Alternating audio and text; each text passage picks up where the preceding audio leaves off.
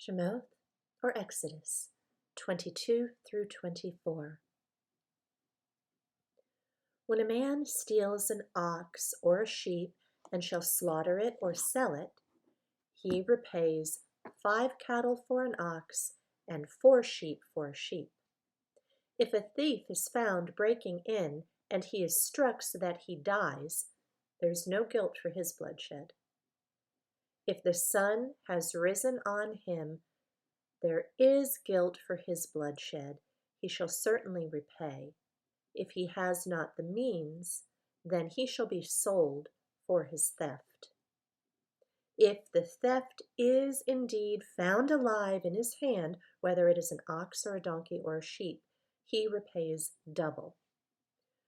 When a man lets a field or a vineyard be grazed bare, and lets loose his livestock, and it feeds in another man's field, he repays from the best of his own field and the best of his own vineyard. When a fire breaks out and spreads to thorn bushes, so that stacked grain or standing grain or the field is consumed, he who kindled the fire shall certainly repay. When a man gives silver or goods to his neighbor to guard, and it's stolen out of the man's house, if the thief is found, he repays double. If the thief is not found, the master of the house shall be brought before Elohim to see whether he has put his hand into his neighbor's goods. For every matter of transgression, for ox, for donkey, for sheep, for garment, or for whatever is lost which another claims to be his, let the matter of them both come before Elohim, and whoever Elohim declares wrong repays double to his neighbor. When a man gives to his neighbor a donkey or ox or sheep or any beast to watch over, and it dies or is injured or is driven away while no one's looking, let an oath of Yahweh be between them both, and he has not put his hand into his neighbor's goods, and the owner of it shall accept that, and he does not repay. But if it is indeed stolen from him, he repays to its owner. If it is torn to pieces, then let him bring it for evidence. He does not repay what was torn.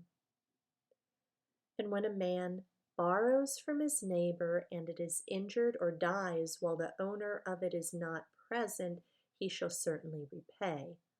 But if its owner was with it, he does not repay.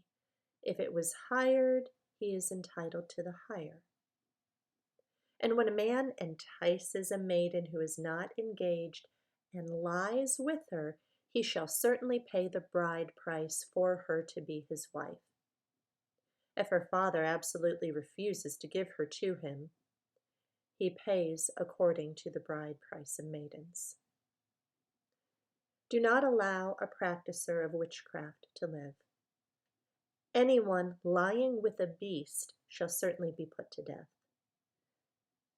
He who slaughters to an Elohim, except to Yahweh only, is put under the ban.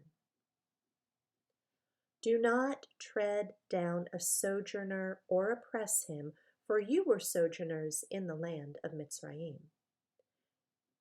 Do not afflict any widow or fatherless child. If you do afflict them at all, if they cry out to me at all, I shall certainly hear their cry, and my wrath shall burn, and I shall kill you with the sword. Your wives shall be widows, and your children fatherless. If you do lend silver to any of my people, the poor among you, you are not to be like the one that lends interest on him. Do not lay interest on him. If you take your neighbor's garment as a pledge at all, you are to return it to him before the sun goes down. For that is his only covering. It is his garment for his skin. What does he sleep in? And it shall be, when he cries to me, I shall hear, for I show favor. Do not revile an Elohim, nor curse a ruler of your people. Do not delay giving your harvest and your vintage. Give me the firstborn of your sons. Likewise, you are to do with your oxen, your sheep. It is to be with its mother 7 days. On the 8th day, you give it to me. And you are set apart men to me, and you do not eat any meat which is torn to pieces in the field. You throw it to the dogs. Exodus 23. Do not bring a false report. Do not put your hand with the wrong to be a malicious witness. Do not follow a crowd to do evil, nor bear witness in a strife so as to turn aside after many, to turn aside what is right. And do not favor a poor man in his strife. When you meet your enemy's ox or his donkey going astray, you shall certainly return it to him. When you see the donkey of him who hates you lying under its burden, you shall refrain from leaving it to him. You shall certainly help him. Do not turn aside the right ruling of your poor in his strife. Keep yourself far from a false matter, and do not kill the innocent and righteous, for I do not declare the wrong right. And do not take a bribe, for a bribe blinds the seeing one and twists the words of the righteous. And do not oppress a sojourner, as you yourselves know the heart of a sojourner, because you were sojourners in the land of Mitzrayim. And for 6 years you are to sow your land, and shall gather its increase. But in the 7th year you are to let it rest, and shall leave it, and the poor of your people shall eat.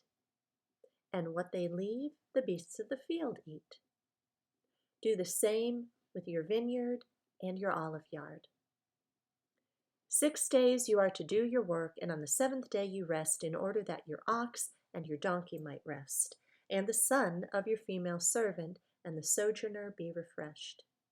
And in all that I have said, you take heed, and make no mention of the name of other mighty ones. Let it not be heard from your mouth. 3 times a year you are to celebrate a festival to me. Guard the festival of the matzot. 7 days you are to eat unleavened bread as I commanded you, at the time appointed in the new moon of the Aviv, for in it you came out of Mitzrayim. And do not appear before me empty-handed. And the festival of the harvest, the first fruits of your labors which you have sown in the field, and the festival of the ingathering at the outgoing of the year, when you have gathered in the fruits of your labors from the field. 3 times in the year all your males are to appear before the Master Yahweh. Do not slaughter the blood of my slaughtering with leavened bread, and the fat of my festival shall not remain until morning. Bring the first of the first fruits of your land into the house of Yahweh your Elohim. Do not cook a young goat in its mother's milk. See, I am sending a messenger before you to guard you in the way, and to bring you into the place which I have prepared. Be on guard before him and obey his voice. Do not rebel against him, for he is not going to pardon your transgression, for my name is in him. But if you diligently obey his voice and shall do all that I speak, then I shall be an enemy to your enemies, and a distresser to those who distress you. For my messenger shall go before you, and shall bring you into the Amorites, and the Hittites, and the Perizzites, and the Canaanites, and the Hivites, and the Jebusites, and I shall cut them off. Do not bow down to their mighty ones, nor serve them, nor do according to their works, but without fail overthrow them, and without fail break down their pillars. And you shall serve Yahweh your Elohim, and he shall bless your bread and your water, and I shall remove sickness from your midst. None shall miscarry or be barren in your land. I shall fill the number of your days. I shall send my fear before you and cause confusion among all peoples to whom you come, and make all your enemies turn their backs to you. And I shall send hornets before you, which shall drive out the Hivite, the Canaanite, and the Hittite from before you. I shall not drive them out from before you in 1 year, lest the land become a waste and the beasts of the field become too numerous for you. Little by little I shall drive them out from before you until you have increased and you inherit the land. And I shall set your border from the Sea of Reeds to the Sea of the Philistines, and from the wilderness to the river. For I shall give the inhabitants of the land unto your hand, and you shall drive them out before you. Do not make a covenant with them, nor with their mighty ones. Let them not dwell in your land, lest they make you sin against me when you serve their mighty ones, when it becomes a snare to you. Exodus 24. And to Moshe he said, Come up to Yahweh, you and Aaron, Nadab and Abihu, and 70 of the elders of Israel, and you shall bow yourselves from a distance. But Moshe shall draw near to Yahweh by himself, and let them not draw near, nor let the people go up with them. And Moshe came and related to the people all the words of Yahweh and all the right rulings. And all the people answered with one voice and said, All the words which Yahweh has spoken, we shall do. And Moshe wrote down all the words of Yahweh, and rose up early in the morning and built a slaughter place at the foot of the mountain, and 12 standing columns for the 12 tribes of Israel. And he sent young men of the children of Israel, and they offered ascending offerings and slaughtered slaughterings of peace offerings to Yahweh of bulls. And Moshe took half the blood and put it in basins, and half the blood he sprinkled on the slaughter place. And he took the book of the covenant and read it in the hearing of the people. And they said, All that Yahweh has spoken we shall do and obey. And Moshe took the blood and sprinkled it on the people and said, See, the blood of the covenant which Yahweh has made with you concerning all these words. And Moshe went up, also Aaron and Nadab, Abihu, and 70 of the elders of Israel. And they saw the Elohim of Israel, and under his feet like a paved work of sapphire stone, and like the heavens for brightness. Yet he did not stretch out his hand against the chiefs of the children of Israel. And they saw Elohim, and they ate and drank. And Yahweh said to Moshe, Come up to me on the mountain and be here, while I give you tablets of stone, and the Torah, and the command which I have written to teach them. And Moshe arose with his assistant, Yehoshua, and Moshe went up to the mountain of Elohim, and he said to the elders, Wait here for us until we come back to you. And see, Aaron and Hur are with you. Whoever has matters, let him go to them. And Moshe went up into the mountain, and a cloud covered the mountain. And the esteem of Yahweh dwelt on Mount Sinai, and the cloud covered it for 6 days.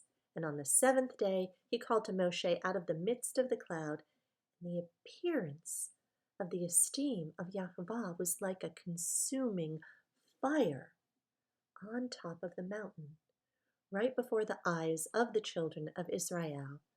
And Moshe went into the midst of the cloud and went up into the mountain, and it came to be that Moshe was on the mountain 40 days and 40 nights.